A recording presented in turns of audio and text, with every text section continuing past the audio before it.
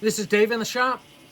I want to show you a little about a machine that I am building to continue the testing of 3D printer materials. Stay tuned, I'll show you what I'm up to.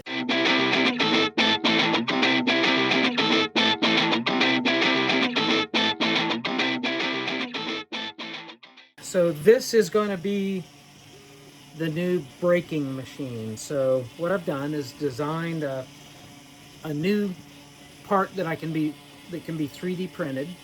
I'll print this out of various materials, and then essentially this machine is a stretching rack, if you will.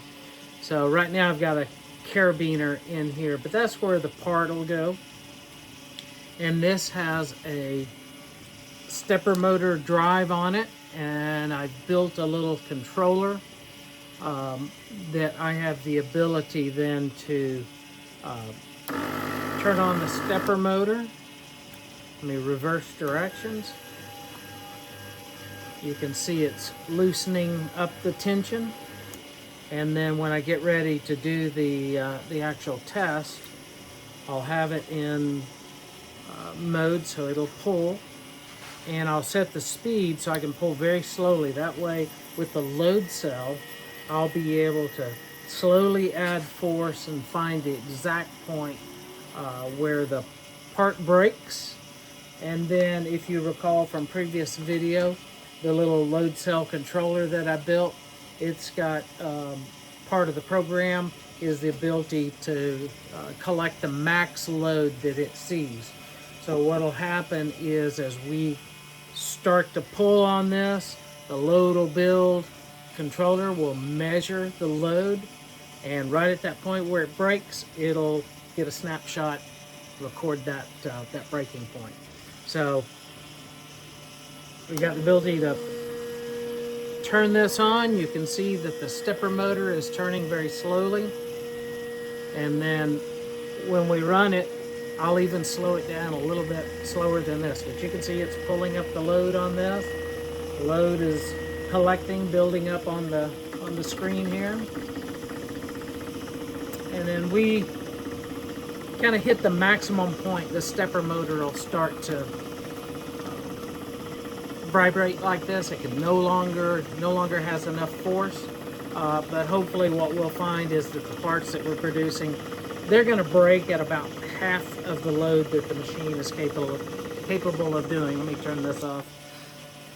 This machine right now, in some of these initial measurements, I'm able to get about 125 to 130 pounds of force out of the machine, and so that should be plenty for these parts and pieces. Now we're going to do a first test of the unit, and we will set our speed slow, and then we turn it on.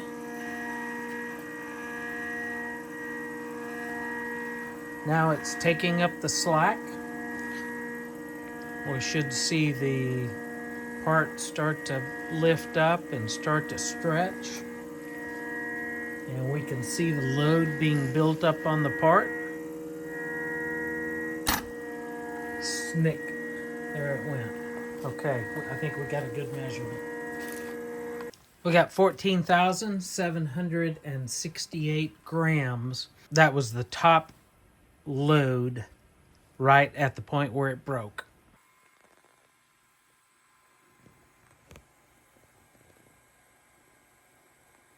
What I need to do is a little bit of cleanup, looking at the wiring and all, everything's kind of laid out on the bench. So let me clean up the wiring so that we don't have any wiring failures during the load testing.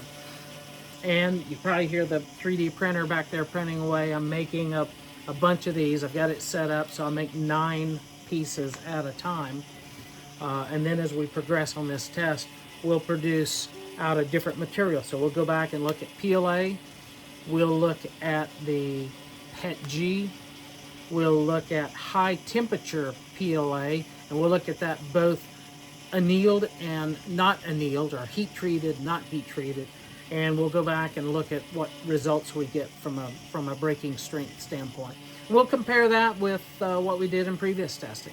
And then I hope that a few of my friends are going to share with me some of the materials they use, and we'll print those up, and we'll try a lot of different parts and pieces over here on the breaker, the stretcher, the rack. I'm not sure what to call it. Maybe you can give me some ideas in the comments what we should call this thing. Anyhow, I'll be working on this, and I'll get back to you as soon as I've got this thing all set up and ready to start the testing. This is Dave in the shop. Thanks for watching. Remember, like and subscribe. That really helps the channel.